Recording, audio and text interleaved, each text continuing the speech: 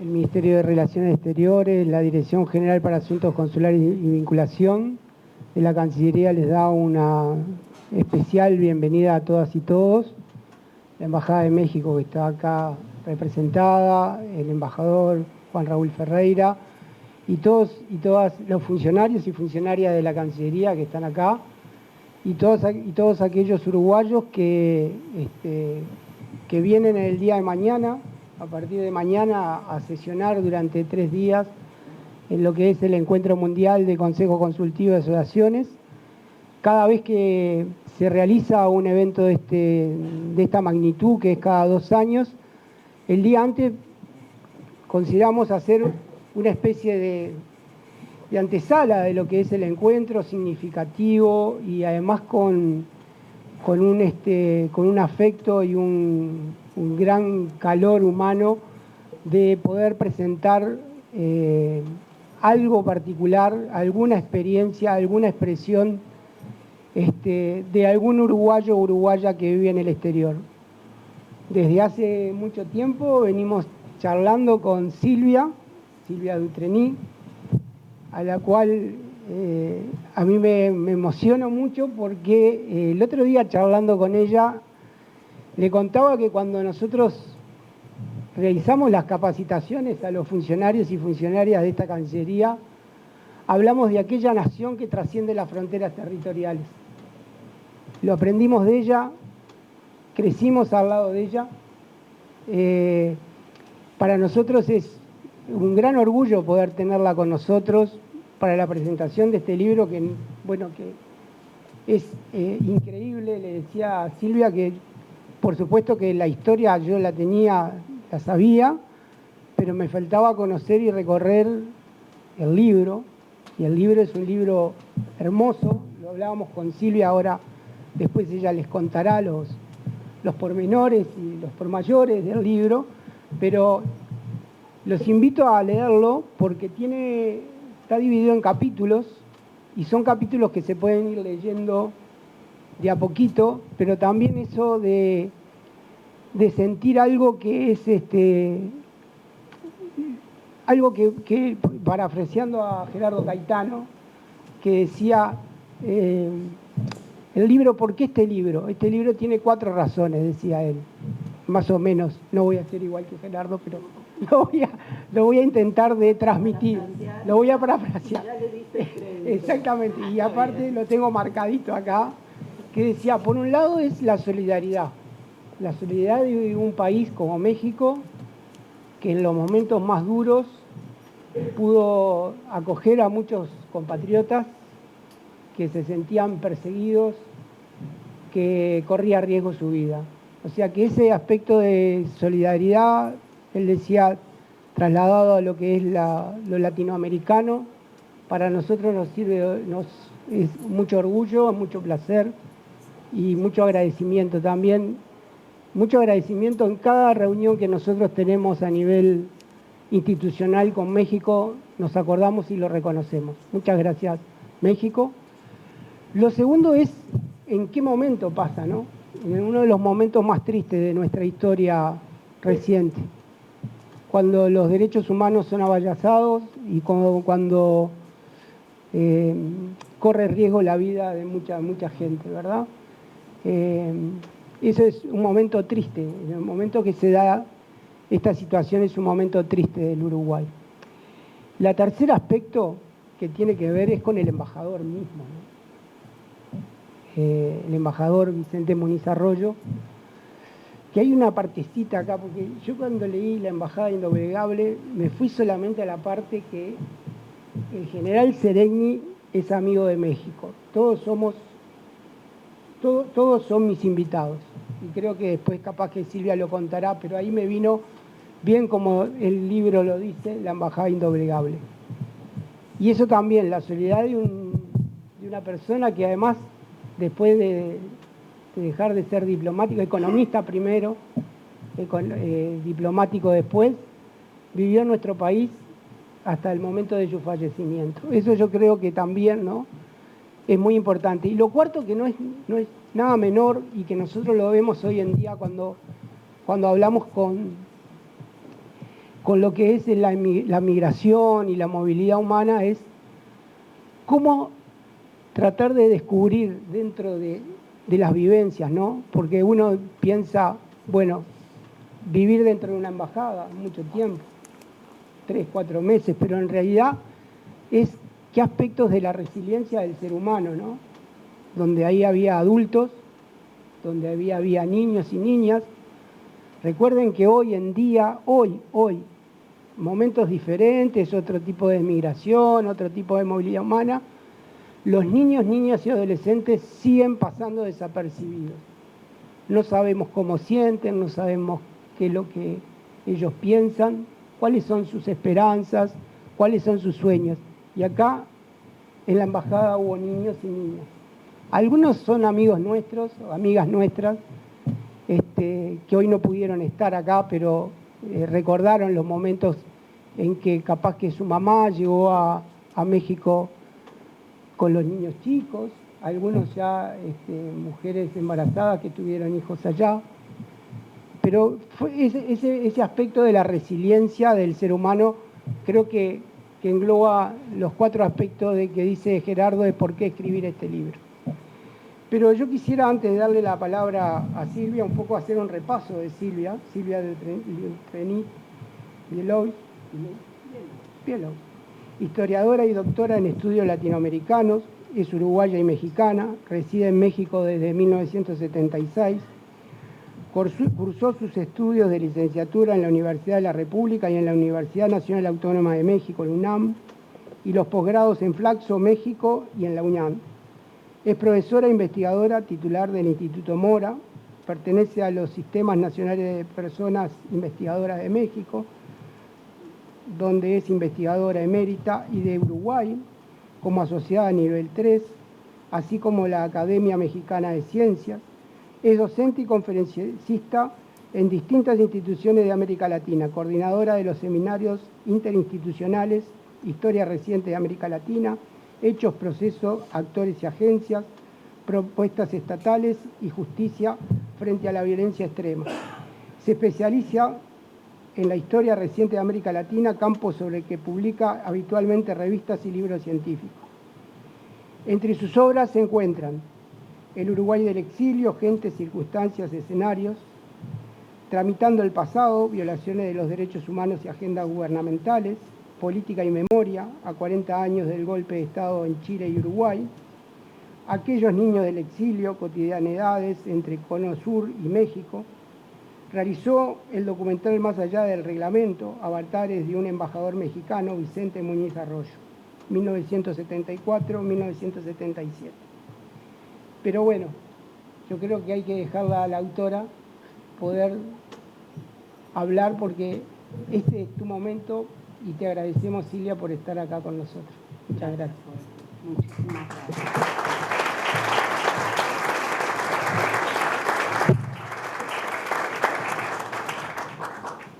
He estado en este lugar más de una vez, quiero decir, hablando sobre la primera edición de este libro, que fue en 2011 y que creo que fue material para la Escuela Diplomática, y ahora la Universidad de la República tuvo a bien, a la cual agradezco, a las ediciones universitarias y a Nairía Aronian en particular, esta nueva edición. Y creo que viene al caso una nueva edición en una América Latina que revive en muchos casos el tema del asilo. Por eso nosotros alguna vez hemos titulado algún libro o un documental El asilo, un pasado presente. Bueno, mi primer agradecimiento es realmente a la Cancillería, al Ministerio, al Ministro de Relaciones Exteriores, el señor Mario Lubetkin, sin lugar a dudas, al Director General de la Secretaría, el embajador Andrés Peláez, a la Dirección General de Asuntos Consulares y Vinculación y a su director, Jorge Muiño, a la Dirección de Vinculación, a su directora, Jimena Borges, y a Sandra Borsani.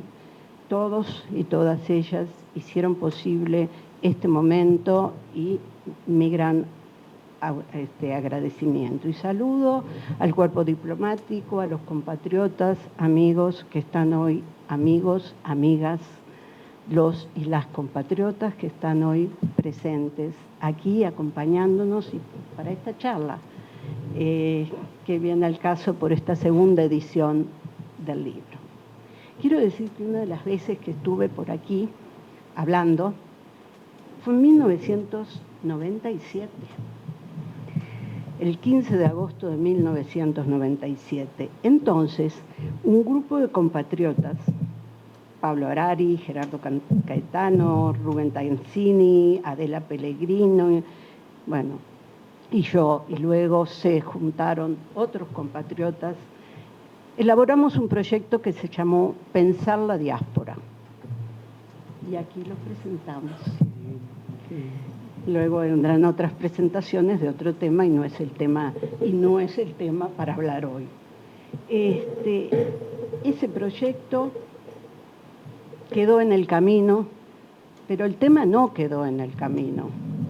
Y justamente, a propósito de lo que comienza mañana y que hoy es un preámbulo, que son los encuentros de los consejos consultivos, que creo sigue muy, muy vigente el pensar la diáspora, ahora con un camino ya recorrido y teniendo en cuenta que ya tenemos consejos consultivos desde hace tiempo, cosa que me da mucha, mucha alegría, y además porque, como decía Jorge, yo he insistido en el tema que la nación va más allá de las fronteras geográficas, de las fronteras tradicionales, y que es necesario que el Uruguay, de alguna manera, el Uruguay lo tenga en cuenta. Si nosotros pensamos que cuando la independencia teníamos alrededor de 30.000 compatriotas, si pensamos que hacia 1897, 90 se había duplicado y un poco más, y si pensamos que cuando se cumplió un siglo de la independencia ya teníamos un poco más de 1 millón, también debemos pensar cómo se llegó a ese millón. Y a ese millón se llegó por la inmigración. No debemos olvidarnos. ¿Quién de nosotros no tiene en su ADN a un inmigrante o a varios? Entonces creo que eso es muy importante tener en cuenta. Y hoy, en 2025, a 200 años de esa independencia, bueno, tenemos alrededor, no voy a dar cifras exactas y creo que todavía no hay un censo, debo decir, alrededor de 3,5 millones. Y también, sin tener el censo, tenemos aproximadamente un 10% de uruguayos por el mundo. No es poca cosa. Por eso la nación no se encierra en las fronteras territoriales, las fronteras oficiales. La nación está más allá de ahí. Y en realidad, insisto, pensando en este encuentro mundial de consejos, recordé esto y me llevó a pensar en el proyecto Diáspora, me llevó a pensar en las múltiples repercusiones que tiene ese Uruguay fuera de las fronteras tradicionales. Pero también me llevó a pensar en la famosa frase de don Pepe Valle, a principios de siglo, orientales todos. Por lo tanto, yo diría con énfasis, orientales todos y con sus derechos plenos. Eso es lo que creo que corresponde en este momento, ya en el siglo XXI. Bueno, no debo seguir hablando de aquel proyecto de la diáspora, pero tenemos claro, seguramente todos y todas, que fueron muchas las razones fueron para pensar en los distintos momentos de expulsión, digamos, o de emigración de los compatriotas. Razones económicas, si pensamos a finales de los 50 y sobre todo en los 60, económicas, sociales, y luego vendrán razones políticas.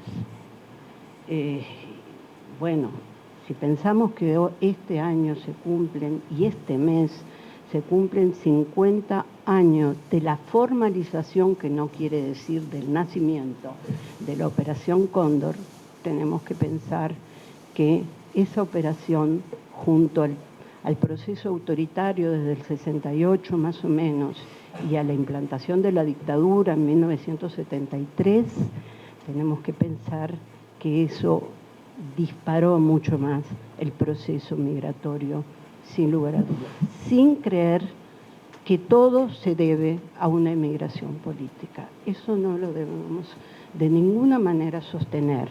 Tampoco debemos sostener, como en algunos casos migratorios, de refugios y de exilios, se pone hincapié en que son intelectuales, profesionales, estudiantes. No, está el mundo trabajador, el mundo manual también, que se unió a todas estas oleadas. La última de la represión política fue importante, pero siguió habiendo oleadas migratorias. Por eso llegamos a casi un 10% o quizá más en este momento de uruguayos por el mundo. Pero también, y en este mes se cumplen 50 años del proceso de una de las rutas que llevó al exilio. Una de las rutas que llevó al exilio, en el caso uruguayo, fue el asilo diplomático.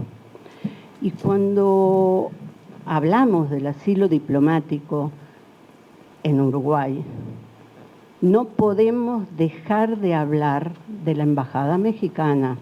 El libro nos convoca, pero bueno, no podemos dejar de hablar de la Embajada Mexicana. La Embajada Mexicana protegió alrededor de 400 personas perseguidas políticas. Las otras embajadas que dieron asilo en aquellas circunstancias, entre todas, no alcanzaron a 20 otorgamientos de asilo. Costa Rica, Venezuela, Ecuador, Colombia, y por ahí se me va algún nombre. Ecuador, Colombia, Venezuela. Bueno, si se me va el momento. Por eso a veces no me gusta mencionar nombres, porque la memoria nos hace trampas.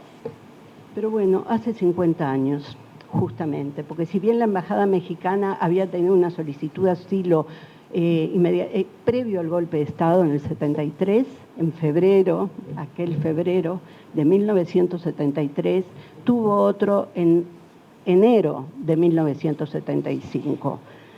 Pero cuando empieza el proceso creciente fue en noviembre, 5 de noviembre de 1975. Y a partir de ahí comenzaron las solicitudes. En ese momento fueron 2 periodistas, empezó uno, siguió el otro a los pocos días y los 2 salieron hacia México acompañados por el embajador Vicente Muñiz Arroyo. Sin embargo, en ese momento la embajada estaba vacía y no pasaron por el consulado, digamos. Todo llegaba a la calle Andrés Pujol y la residencia era una residencia diplomática. Esa residencia se transformó muy rápidamente, comenzó a transformarse en diciembre un poco y ya en enero y febrero no era una residencia diplomática, aunque era la que permitía un encierro en libertad. Dejó de serlo. Se convirtió en un gran colchón o decenas y centenares de colchones por el living, por el comedor, en todos los cuartos, incluso en el dormitorio del embajador. Los compatriotas que salieron por la embajada salieron de una manera particular y salieron, diría yo, rompiendo toda más que la formalidad, la reglamentación del instrumento de asilo.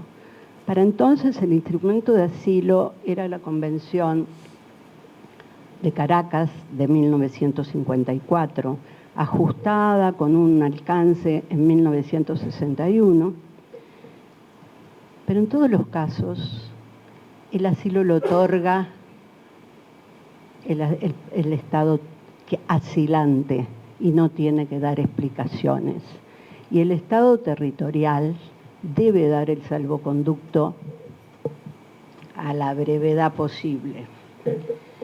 Uruguay desconoció totalmente, desconocía que hubiera asilados, no quería un desprestigio internacional mismo que logró al poco tiempo y durante toda la dictadura. Y entonces los compatriotas salían con un pasaporte, con el pasaporte, pero el pasaporte tenía un sello.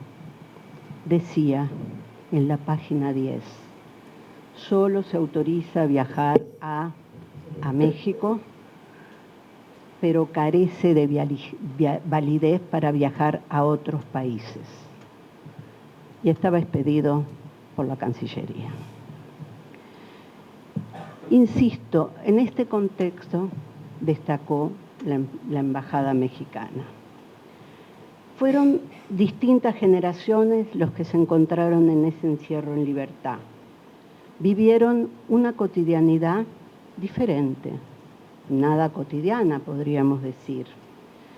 Bueno, de cotidianidades diferentes habló Semprún, habló Primo Levi, pero no extrememos, pero hablaron de cotidianidades diferentes, hablaron de la resiliencia de las personas, la capacidad de, en los peores momentos, poder sacar un instante de alegría, un instante de respirar la compañía, la solidaridad de los otros que pasaban por las mismas circunstancias. Nada que ver, nada que comparar con la situación de ese encierro en libertad en la embajada, pero debemos decir que hay muchos tipos de cotidianidades y esas cotidianidades rompen lo que nosotros conocemos como cotidianidad. Bueno, ¿qué tenía? Ya vamos a llegar a Don Vicente, no crean que no vamos a llegar a Don Vicente, por supuesto que vamos a llegar a ese pícaro que no sé si fue pícaro. Bueno, lo digo de una vez. Cuando le hicimos un homenaje en su pueblo natal, en el Bajío michoacano, en Churincio. ¿Te acuerdas, Diego? Estuvimos ahí con el gobernador Lázaro Cárdenas, hijo, bueno, nieto, ¿sí? Tú llegaste en avioneta, nosotros en auto, por carretera, pero qué lindo homenaje le hicimos en su pueblo natal y comimos en su casa natal. Pero ahí se nos acercó a Ana Buriano y a mí, compañera, colega, compatriota, muy querida que falleció. Ahí se nos acercó el cura párroco y nos dijo, yo les tengo que dar el acta de nacimiento de don Vicente. Y el acta decía 14 de noviembre, no 12, de 1919, no de 1925. Ahora bien, suele pasar en México, perdón, representantes de la embajada, esto de modificación de los documentos, pero no podemos saber. Pero también puede haber sido la fecha de esa acta bautismal, quizá por pícaro, y quizá no, y lo bautizaron después. Pero volvamos. Y uno se pregunta, ¿dónde llegaban? Hablamos recién de Pujol y hablamos con Juan Raúl, también de una anécdota que no conocía yo. Había dos instalaciones diplomáticas, una era el consulado y también la LALC, porque estaban en el mismo piso, felizmente para don Vicente y los diplomáticos que ahí estaban en el mismo piso, en el segundo piso, y ahí llegó bastante gente. otra llegó a la embajada en Andrés Pujol. El consulado era como un lugar de tránsito. En general, lo que pasaba es que el embajador, después de hacer de manera rigurosa la entrevista a quienes solicitaban asilo, porque por ahí hay un documento en el archivo diplomático de México del embajador que lo reemplazó, que decía: se acabó el pase automático. No, señores, no había pase automático, aunque hubieran quedado todos. Había una estricta entrevista y un buscar información para quienes solicitaban asilo. Pero había algo que empieza a distinguir a nuestro personaje, a nuestro querido don Vicente. Él, cuando venían a solicitar asilo, no les decía que formalmente dejaran una carta y que luego vinieran a averiguar.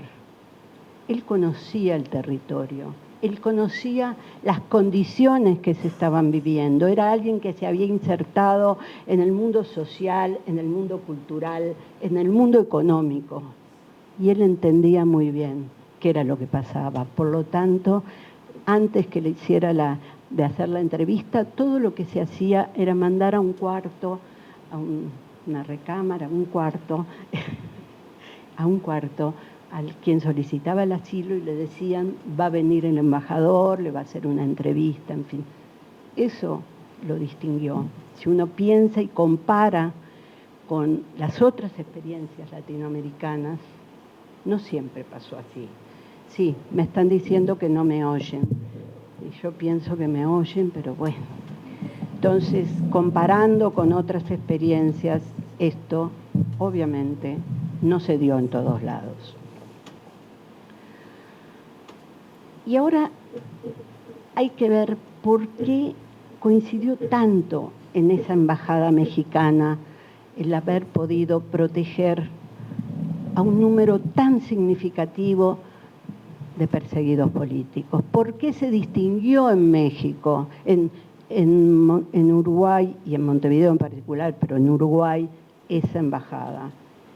Y se distinguió por tres aspectos que siempre hay que tener en cuenta.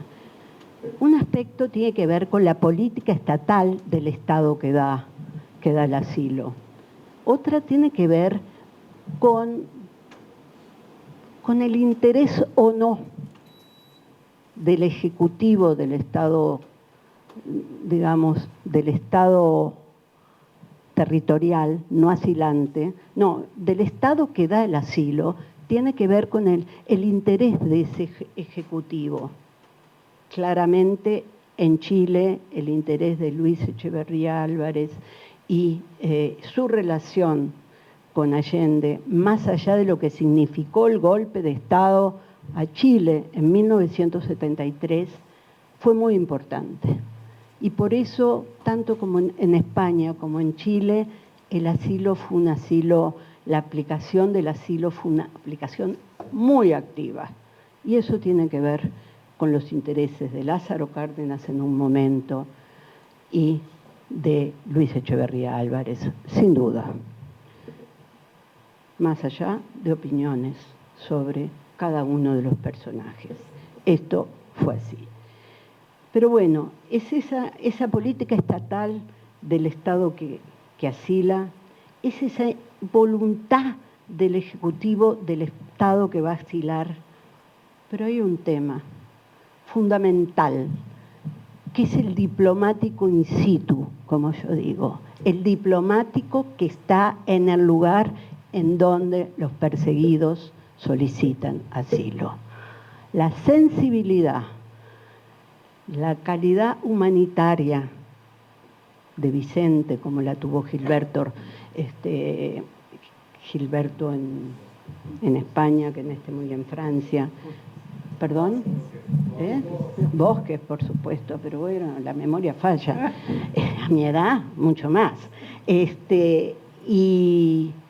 Y Martínez Corbalá, por ejemplo, en Chile, fueron muy importantes. En el caso de don Vicente, habiendo estudiado y habiendo comparado con otras experiencias de América Latina, fue notable, fue notable. Y esa combinación hizo posible justamente que don Vicente aplicara una política no de puertas abiertas, pero de comprensión, comprensión de la esencia del instrumento de asilo, proteger la libertad, salvar la vida. Y él lo que hizo justamente fue eso, proteger la libertad, salvar la vida. Don Vicente, imposible no hablar de don Vicente. ¿Cómo no vamos a hablar? Haya cumplido 100 años o 107. No importa, esa fue una anécdota para romper un poco el hielo. Don Vicente estuvo como embajador desde 1974 a 1977. Sin embargo, antes había sido el representante de la LAC desde los años 60. Era un funcionario de carrera del gobierno mexicano y un conocedor de Uruguay y admirador y alguien que adoraba este país. Por eso, como tú dijiste, terminó viviendo en Uruguay y aquí falleció en agosto, hace muchos agostos. Bueno, pero por ahí se habló de la fiesta. El 15 de septiembre de 1975, los 15 de septiembre México celebra el grito de independencia. Entonces, en todos los consulados, embajadas del mundo y en México, desde el Palacio Nacional y en todos los estados donde están los gobernadores, se repite, de alguna manera, innovando, se repite ese grito. Bueno, don Vicente contrató, supongo yo, el hotel, ya no es hotel, es donde está la sede del Mercosur, el Parque Hotel en ese momento, y uno de sus invitados fue Sereñi, que había salido de su primer periodo de prisión. ¿Se acuerdan que él había caído en la manifestación del 9 de julio de 1973? Y fue invitado. Fueron invitados los militares también, y estaba la banda militar tocando incluso. Pero bueno, se empezó a advertir que estaba Sereñi en esa fiesta.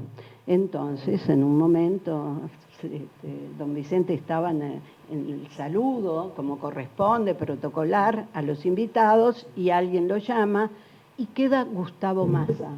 Imposible no hablar de Gustavo Massa, luego me recordarán que tengo que hablar de él, por si me olvido. Y lo que pasaba es que los militares mandaban decir que si no se iba el general, bueno, ya no lo llamaban general, pero no se iba Sereñi, ellos iban a abandonar el Parque Hotel. Bueno, un hombre de muchos acuerdos, como era don Vicente, que tenía esa calidad de acordar, de conversar y demás, pero también una personalidad muy firme. Don Vicente dijo que Sereñi, como todos los que estaban ahí, eran amigos de México, que esa era la casa de México en ese momento, y que sus amigos no se iban. Si alguien se quería ir, que se fuera. Bueno, se fueron los militares, Sereñi se quedó, se fueron algunos invitados civiles, pero la fiesta siguió. Bueno, eso habla de la entereza de un diplomático. Obviamente esto trajo problemas diplomáticos, se podrán imaginar, trajo mensajes desde la Cancillería mexicana para acá, en fin, no se quería romper relaciones con Uruguay, por cierto, pero fue un momento de alta tensión. Pero ahí marcó don Vicente quién era y cómo se comportaría. Lo que siguió fue evidente. Hay que decir que don Vicente sí se trató de regir por un reglamento, por unas indicaciones que daban esas 16, 17 páginas del instrumento de asilo diplomático, como decía Martínez Corbalá. ¿Cómo uno puede con esas 16, 17 páginas poder tomar decisiones y ajustarse a esas páginas en una situación como la que estamos viviendo? Decía Martínez Corbalá, en medio de que se bombardeaba la moneda, y en los días siguientes, casi inmediatos. Y así fue. Entonces, don Vicente, en algunos casos, por supuesto, respondió a lo que se indicaba en el reglamento, y en otros usó su entender humanitario, su entender de las circunstancias y su gran valentía. No hay que olvidarse que la embajada mexicana, venezolana, fue violentada, y de ahí tomaron a Elena Quinteros, la cual sigue hasta el día de hoy desaparecida. Es decir, no eran momentos fáciles. La embajada mexicana y el consulado también estuvieron rodeados. En algún momento don Vicente salió a la calle a decirles en Pujol que se fueran, que no tenían por qué estar ahí cuidando la embajada, que no era necesario. Bueno, está el caso, por cierto, de Freddy Fallner. Federico fue uno de los fugados del cilindro municipal, que en aquel año 76, y desde antes, un poquito antes, debo decir, fue utilizado como cárcel, y ahí hubo 5 presos que debían justamente quedarse ahí como buenos presos y seguramente pasarían a otros lugares. Y organizaron su salida, su escape. Vieron que posiblemente había alguna posibilidad por una ventana aquí y allá.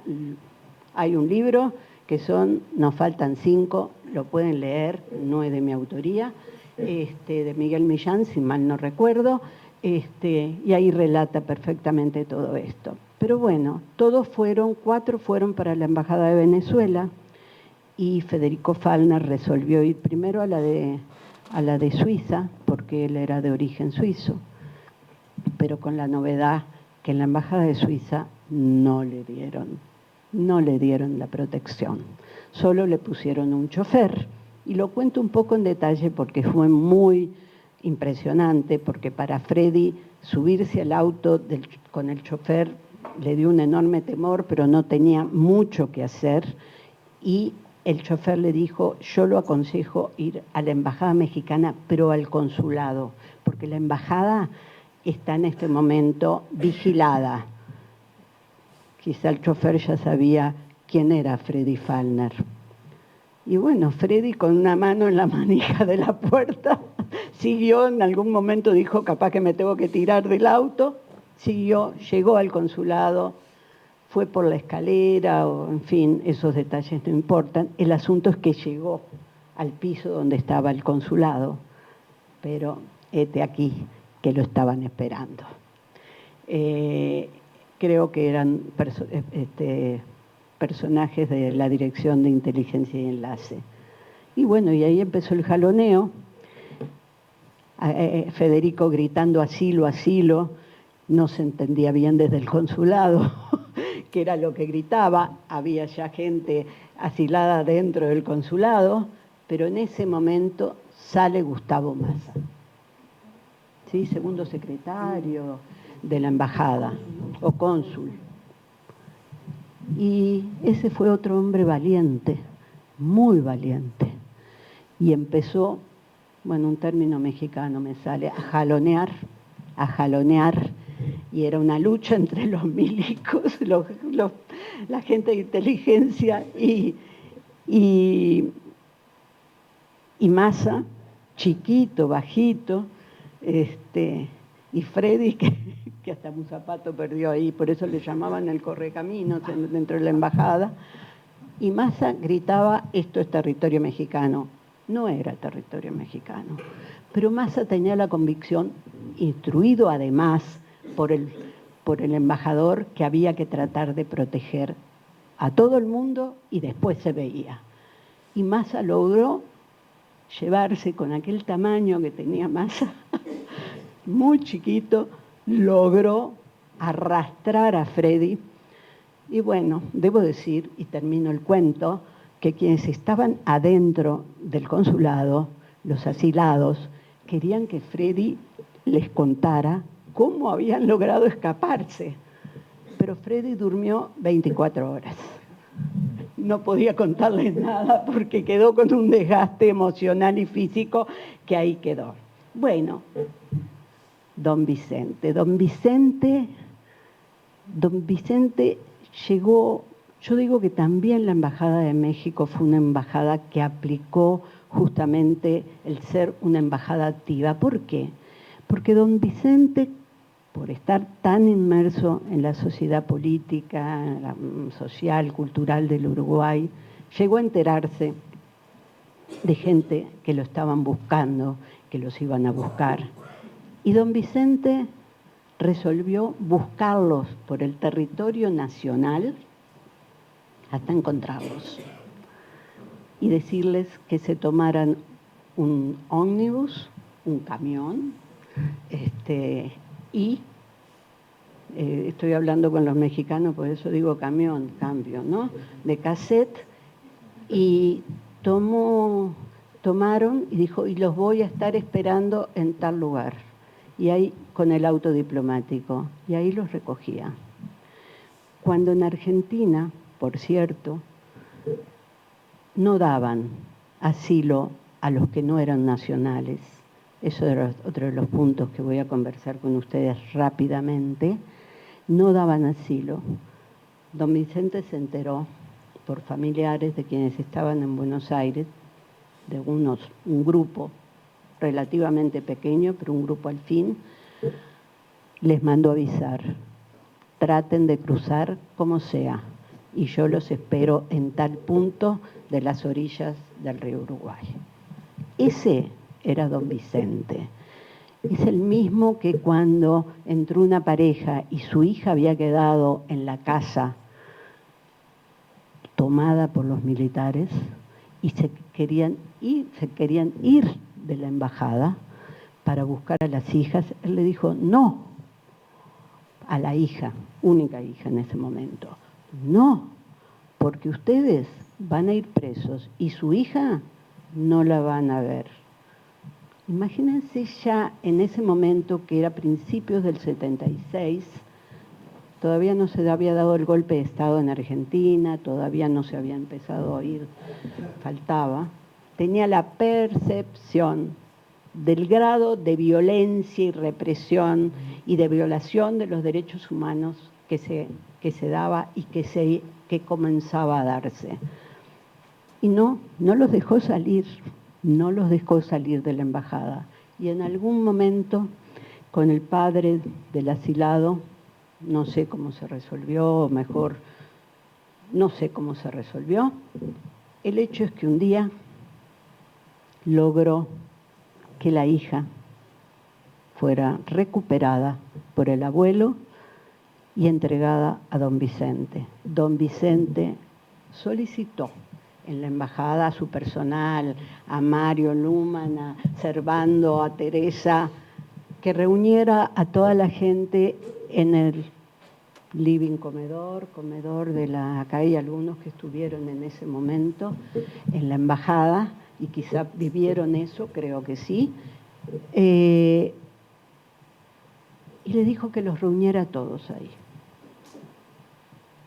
Y apareció con esa niña de la mano. Imagínense lo que significó.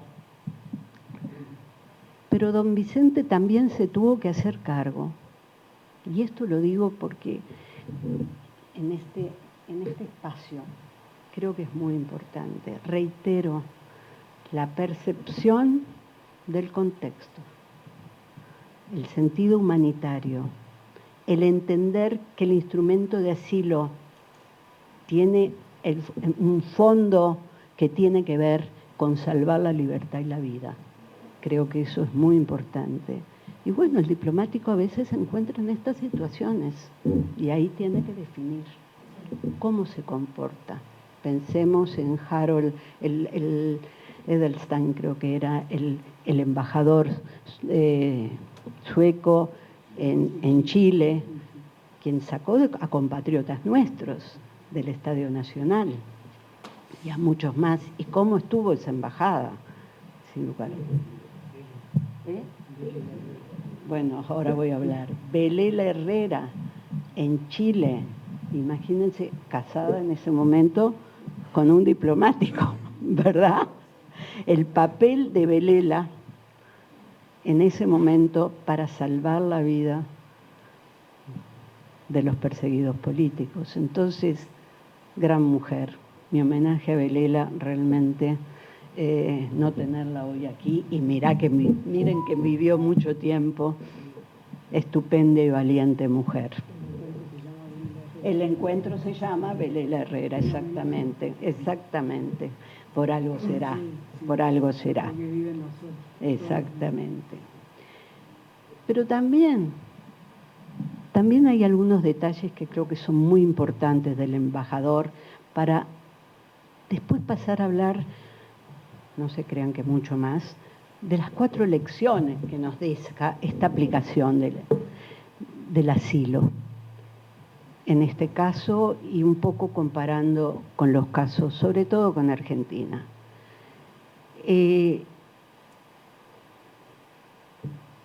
Como se podrán imaginar, había distintas generaciones, distintas circunstancias, diferentes problemas, muchos problemas, pero había que convivir. Pero además, entre los problemas estaban los que se enfermaban. Estaban, que veo por ahí, a Mariana. Mariana, no te veo por la luz. ¿Estás ahí o no estás? Quizá no está en este momento. Ahí estás, Mariana. Estaba Mariana embarazada a punto de parir. Entonces, había que hacer algo, ¿verdad? Entonces, había un hospital que tenía el acuerdo con la embajada, Impasa, que no sé si sigue existiendo, no creo que no. Estaba Impasa, pero los familiares no podían salir con la persona que necesitaba atención. Entonces estaba Cuitlagua y seguramente algún otro funcionario de la embajada que debían salir y acompañar al hospital y cuidar en el hospital a los enfermos, a la parturienta. Y el caso de Mariana, y sobre todo el caso de su hija, que creo es interesante porque Analía tiene 2 nacionalidades desde el momento que nació, y una tiene una dirección que es la de Andrés Pujol. Imagínense lo que es eso. Hubo que sacar niños chiquitos. Por ahí está el turco Elías, tu hijo. Hubo otros niños que hubo que sacar. Y tenían que salir solos, en circunstancias muy difíciles. Andresito Keyman, por ejemplo, también. Y todo ese operativo lo hacía el embajador. Pero el embajador aún más. Ahí va el lado humanitario de este hombre y de este compromiso. Primero, no había un cumpleaños que no se festejara en la embajada, un cumpleaños de niños. Incluso en los cumpleaños había una piñata típica de los cumpleaños mexicanos. No había uno solo. El Día de Reyes fue dejando regalos en todos los escalones.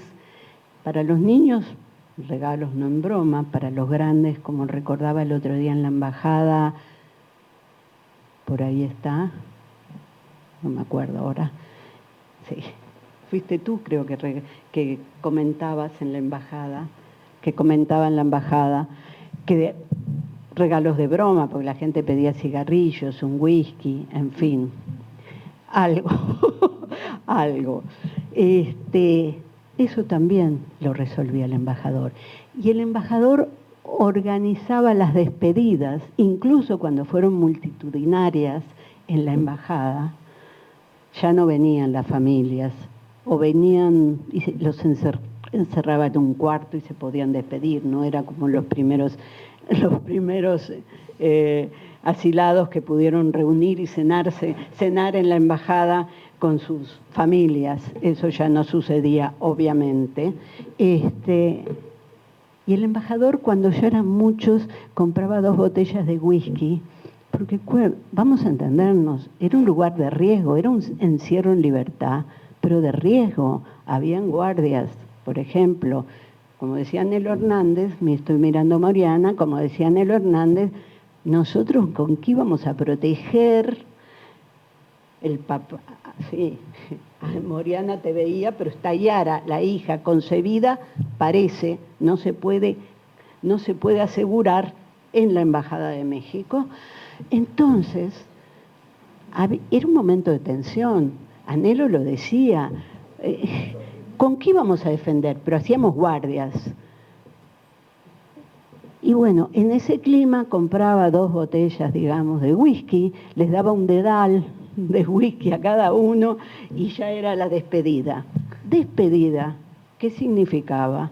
Recibir la escolta de la Cancillería y de, no sé si de la Dirección de Inteligencia o del Ejército, que acompañaran la caravana. En algún momento no llegaron, a último momento llegó de la Cancillería y salieron. Los asilados iban muy nerviosos, pero don Vicente firme en el recorrido. Y cuando llegaban al aeropuerto, con miedo, porque era Carrasco de entonces, había que caminar por la pista, un poco nerviosos, pero con don Vicente ahí, don Vicente se subía al avión, se despedía de cada uno. Previo a eso, les había dado lecciones de lo que era México, de las principales, digamos, los principales titulares, y en algunos casos les daba 20, 50 dólares para que tuvieran cuando llegaran. Ese era don Vicente, un hombre excepcional. Como decían sus compañeros una vez que le hicimos un homenaje en la Ciudad de México, en el Instituto Mora, decían, nosotros le comentábamos a don Vicente, Vicente, no pongas más dinero tuyo. Y él decía, no me alcanza el que me mandan para toda la comida de toda esta gente. Por lo tanto, tengo que poner dinero mío. Y sacaba de su bolsillo y ponía dinero. ¿Qué decirles para ir terminando? Las 4 lecciones, de alguna manera, que nos dejó el asilo en América Latina, en particular, diría yo, en Chile y Uruguay. Primero, Argentina, previo al golpe, con una actividad intensa de la AAA, no dio asilos. Dejó entrar en calidad de huéspedes a alguna gente, nada más. No se captaba para nada, porque no se sabía cómo respondía esa AAA, si estaba involucrada con el gobierno de Isabelita o no, y por lo tanto no daba asilo antes del 76. Por otro lado, el tema de las nacionalidades. No están autorizadas así las nacionalidades. Tendrías tú que estar pidiendo asilo en el país en que te están persiguiendo. Pero si no sos de ese país originario o no sos ciudadano legal, no podés. Experiencia, la de Argentina, muchísimo. A los que iban ahí, yo ya comenté que lo que proponía don Vicente, si no eras argentino, vete a tu país y pide ahí asilo. Operación Cóndor mediante. Por otro lado, calificar encontraba resistencia por la autoridad territorial. Uruguay, por ejemplo. Bueno, pensemos en los 5 militares. Solo uno no estaba en retiro. Fue una situación muy compleja. Pero los 5 militares quedaron en el consulado, alejados por un problema de peligro del resto de los asilados, pero finalmente viajaron a México. Otra experiencia, la de Uruguay, que fue reticente a dar salvoconductos. Y por tanto, sin salvoconductos no se podía salir. Un arreglo con la Cancillería mexicana, se resolvió que se aceptara el pasaporte con el sello en la página 10. Pero en Argentina estaban asilados desde el 76 el expresidente Cámpora, su hijo, y Juan Manuel Medina, y bueno, que fue dirigente, secretario general del movimiento justicialista, y por supuesto no les daban el salvoconducto. Al embajador, al expresidente Cámpora, se lo dieron después que médicos militares reconocieran que tenía un cáncer. Y cuando murió, le dieron el salvoconducto al hijo. A Juan Manuel Aval Medina lo tuvieron durante 6 años dentro de la embajada. 6 años, hasta la Guerra de Malvinas. Juan Manuel decía en una entrevista que le hicimos que él recibía diplomáticos y despedía diplomáticos. Era como el dueño de casa, pero vivía las agresiones de los diplomáticos porque se hacían fiestas con los militares y él estaba en el piso de arriba. Bueno, de estas situaciones creo que nos permiten decir, como se ha dicho muchas veces, no solo en el cuerpo diplomático, en funcionarios internacionales, que los reglamentos, que los instrumentos deben actualizarse a las circunstancias, porque si no, violentan todos los derechos humanos.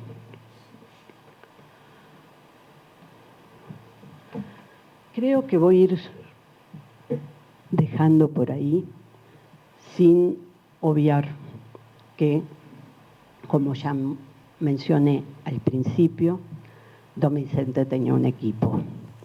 Gustavo Massa, el cual fue quien le retiraron la protección, la Cancillería uruguaya, y debió pasar a vivir con los asilados hasta que lo retiraron de Uruguay,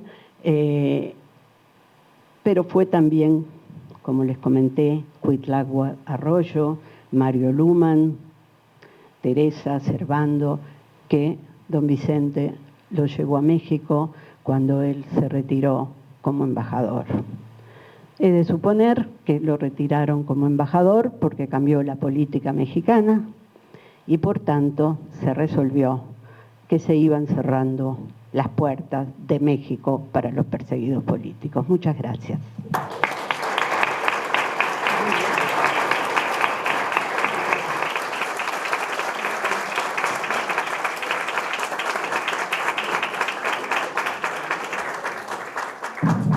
Bueno, la verdad que es muy emocionante. Nos venía a la mente un montón de... Cuando ustedes puedan leer... Bueno, una cosa importante que hay protagonistas acá de... Hay protagonistas acá, claro que sí. Cuando Silvia comentó ahí, se dirigió a alguna, la verdad que nos pasó un chuchito porque verdaderamente el haber tenido que haber pasado estas cosas, siempre hay alguien que, yo creo que le digo, hablamos con nuestros funcionarios y funcionarias que muchos están acá y otros están atendiendo todavía allá, el orgullo que uno tiene de dirigir a una dirección general y tener unos funcionarios y funcionarias de la calidad que uno tiene, comprometidos totalmente. Un poco cuando tú repasabas el grupo de personas que acompañaba al embajador, sin lugar a dudas, las cosas se logran siempre en equipo. Yo lo repito y lo repito todas las veces. No se puede hacer las cosas solas. Y tener un equipo comprometido en ese centro donde la protección y la asistencia a los compatriotas es algo fundamental para la tarea diplomática, consular. Pero voy a parafrasear a mi amigo Andrés Peláez, que el otro día en el Parlamento decía: la Cancillería no solo se corresponde, el conjunto de funcionarios y funcionarias son diplomáticos. Hay administrativos, hay técnicos, hay personal de servicio que forman todo lo que es esta familia. Y sin lugar a duda, quisiera hacer, perdónenme, un reconocimiento enorme a nuestro ministro Mario Lubetki y a nuestra subsecretaria Valeria Zuccasi, que en todo momento nos están apoyando en cada una de las acciones, comprometidos totalmente. Como dice nuestro ministro, el Uruguay de los 4 millones, y es así. Así que yo simplemente lo único, allá veo a Jimena Borges, que capaz que le pediría si no me puede acompañar para... Yo sé que ella es media tímida, pero ¿sabes qué, Silvia? No, que yo. Pero tenemos algo para darte. Jimena es nuestra directora de vinculación. Quiero comentar otra noticia. Acá al lado también tendría que estar mi compañera directora general adjunta, Mariano del Reyes, pero hoy está en Brasilia asumiendo la presidencia pro tempore de la Conferencia Sudamericana. Así que también nos llena de orgullo. Pero Jimena, estamos acá con Silvia. Jimena es la hormiguita, el tractor que viene trabajando con Sandra, además Sandra que debe estar haciendo algo por ahí. Pero vamos a entregarle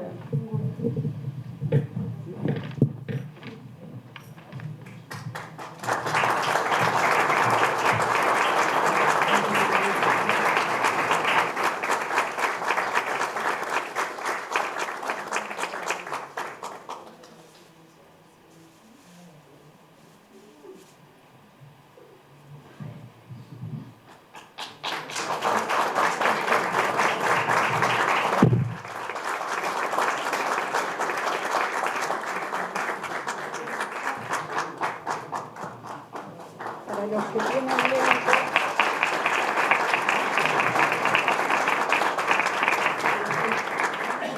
La verdad es una emoción impresionante. Saben que yo vine encantada. Claro, para nosotros también es un gran placer. Y acá dice: por su trayectoria profesional y por el aporte permanente en el fortalecimiento de nuestra, entre comillas, nación mucho más allá de las fronteras territoriales.